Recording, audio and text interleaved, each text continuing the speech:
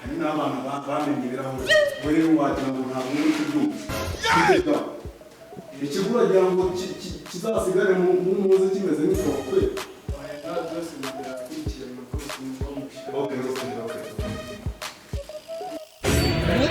zinjijira amajya mumenya ko muri abantu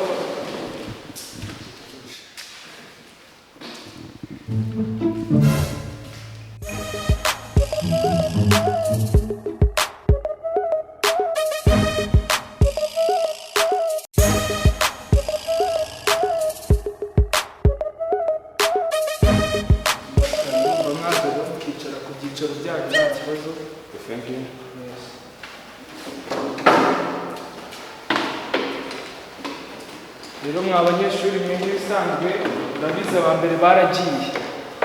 baragiye mwewe ni mwebwe twasigaranye nk'ibirara byananiranye kuri iki kigo cyacu tugiye kubasoma amazina yanyu uyumvaho nyine muratanga ibitekerezo nibwo murahabwa amahirwe yo kugenda mugasanga abandi aho bari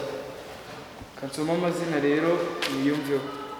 uza ku mwanya wa mbere ni Peri imfura ndaza atapfuka umutwe mu kanwa k'ikibuno bakijyana ese no kunekirirwa hanze ubwo si byo niyo myitwarire myiza badusabyera yegora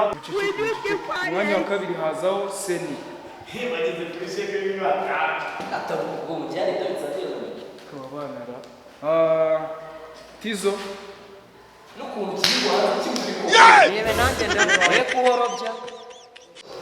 ababonye Eme ndahari Fabu byanga bikunda mbonga kugenda shaka ngo mwaka ngakunjyana ntabwo bishoboka uragenda nyine cyo kizoga shemwe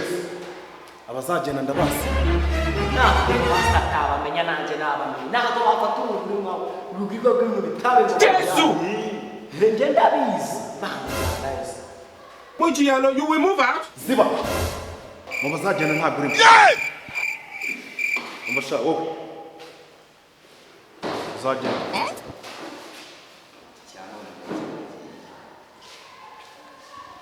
nawe ushaka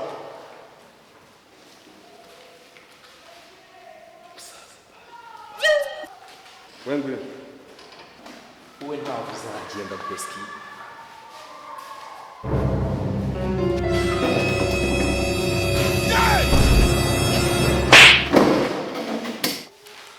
Masha wowe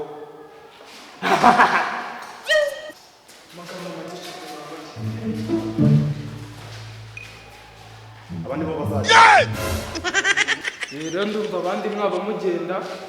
wowe amarembo arafunguye niwo ubashije gutsindwa mu bandi banyeshuri bose wagenda rwose wataha